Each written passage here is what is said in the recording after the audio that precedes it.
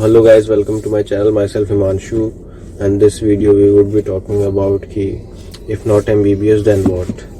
लेना क्या चाहिए, BMS, BDS, BHMS, वेटरनरी या फिर होम्योपैथिक तो नर्सिंग। तो बिफोर वी शुड कंटिन्यू मैं बता दूं कि मेरी नीट में 2 लाख प्लस रैंक थी, तो मतलब I am not getting any government colleges. I can apply for private courses, BMS, BDS इन सब में प्राइवेट के लिए। और बिफोर मेकिंग दिस वीडियो और नीट से पहले भी मेरा डिसाइडेड था कि इस बार कोई ना कोई तो कोर्स लेना ही है, क्योंकि 3 साल का ड्रॉप हो चुका है मेरा। और it was my personal decision कि इस बार मैं अपना ड्रॉप अब बंद कर दूंगा। तो the point we have BMS, BDS, BHMS, BSc nursing. तो सबसे पहले स्टार्ट करते हैं नीट के सारे कोर्सेज से। और लेट मी टेल यू कि ये वीडियो बनाने से पहले मैंने जितने भी मेरे नॉलेज में जितने भी मैं लोगों को जानता हूँ, BMS जो कर चुके हैं, BHMS कर चुके हैं और वेटनरी भी कर चुके हैं, मैंने उन सब लोगों से बात किया है कि वाकई में जो ग्राउंड रियलिटी है वो पता चला है, ना कि ऊपर की बात। क्योंकि मैं भी चाहता तो चैट GPT या गूगल करके बता सकता हूँ कि average salary of a BMS doctor देखो इतना है, लोग तुम्हें नहीं बताते। पर I want to tell you the ground reality की जो सच में फैक्ट है। क्योंकि जब मैं 5 साल अपना इस कोर्स में दूंगा, उसके बाद मुझे एक्सपेक्टेशन रहेगी इस कोर्स से। तो इससे अच्छा है मैं पहले ही आप लोगों को सब बता दूं कि क्या है, कैसे नहीं है, क्या होता है, ग्राउंड रियलिटी क्या है। तो जहाँ तक बात रही BMS, BDS, BHMS की, ये सब कोर्सेज 5 साल के हैं।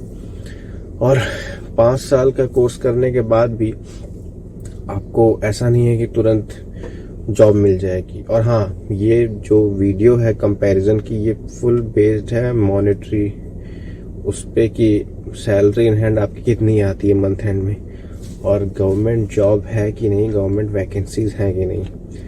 पूरा फोकस हमारा सैलरी पे ही रहेगा, क्योंकि वही है आखिरी में जो कि काम आता है। सो लेट्स स्टार्ट कि BMS, BHMS, BDS इन सब में जब आप पूरा कर भी लोगे, उसके बाद BMS अगर आप कर रहे हो तो फिर आपको स्पेशलाइजेशन भी करना पड़ेगा। बिना स्पेशलाइजेशन के आपको कोई जॉब तो मिलेगी तो 35-40 के तक, 35K तक, उससे ऊपर तो नहीं जाएंगे। और स्पेशलाइजेशन के बाद भी आपको अलग अलग हॉस्पिटल्स पे जाके बात करना पड़ेगा।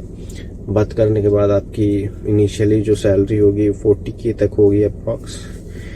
और ये कोर्सेज जो हैं, इनको करने के बाद आपके पास 2 ऑप्शन है। या तो आपके पास बहुत कैपिटल है अपना, तो आप अपना खुद का क्लिनिक सेटअप कर सकते हो। नहीं तो जो मैक्सिमम लोग करते हैं वो हॉस्पिटल्स में पता करते हैं, वहाँ पे अप्लाई करते हैं। अलग अलग खुद से करना पड़ता है, क्या है कैसे है वो आपको खुद ही करना पड़ेगा। मैं बात करूं वेटनरी की, तो वेटनरी में भी आपको जब पूरा कोर्स कर लोगे, आप देखोगे यूट्यूब पे बहुत लोग कहते हैं कि वेटनरी की तो वैकेंसीज खाली हैं, तब भी लोग हैं नहीं, डॉक्टर्स कम पढ़ रहे हैं, हमें कहा जाता है कि डॉक्टर्स लेके आओ, पर ऐसा नहीं है।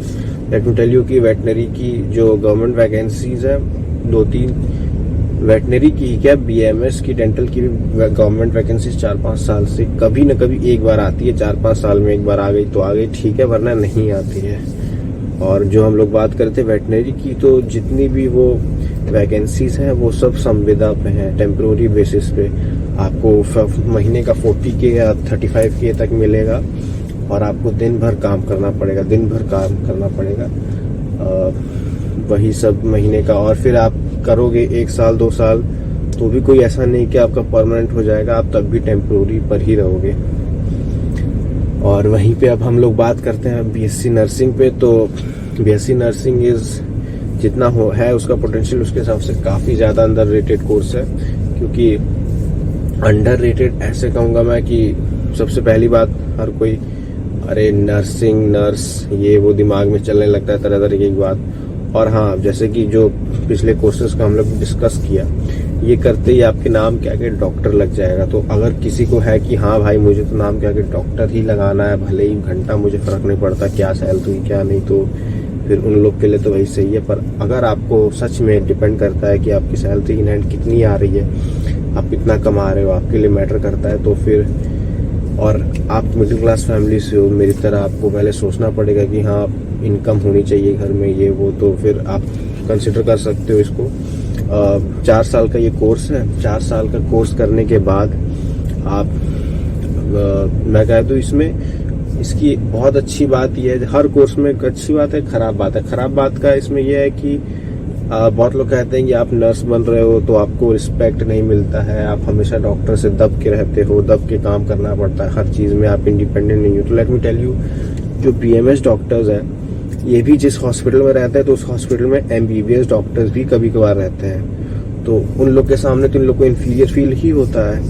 एंड हर जगह कोई ना कोई रहता है जिनके सामने इन्फीरियर फील हो ही जाता है। और आखिरी में मैं कहना चाहूँगा कि आप लोग आपको रिस्पेक्ट आपके उस पे करते हैं, आपके बिहेवियर से, ना कि सामने वाला पहले से ही कोई इमेज लेके आता है। जब लोग आपके साथ रहते हैं तो फिर आपका बिहेवियर कैसा होता है वो आपको रिस्पेक्ट के उसमें करवाता है, ना कि ये क्या कर रहे हैं, क्या इनका ऑक्यूपेशन है। जो डॉक्टर्स भी रहते हैं, बहुत से डॉक्टर्स ऐसे होते हैं कि लोग एकदम कहते हैं नहीं हमें दूसरे डॉक्टर के पास जाना है, हमें उन डॉक्टर के पास जाना है, क्योंकि उन्होंने अपना बिल्ड किया है वैसा, जो कि बाकी नहीं कर पाए।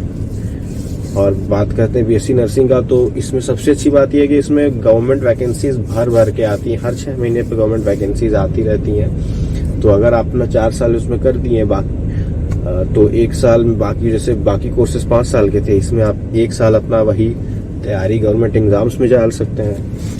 गवर्नमेंट एग्जाम्स में तैयारी करके वहाँ लग जाइए। हर 6 महीने पे वैकेंसीज आती रहती हैं, भर के वैकेंसीज आती हैं। और सैलरी अगर मैं बताऊं तो 60 से लेके 80K तक स्टार्टिंग में रहती है, जो कि एक बार आपका गवर्नमेंट में हो गया तो सैलरी बढ़ती ही जाएगी। एम्स में अगर होता है तो 90K से स्टार्ट होती है, जो कि फर्दर 1.5 लाख और उससे भी ऊपर तक चलती जाती है।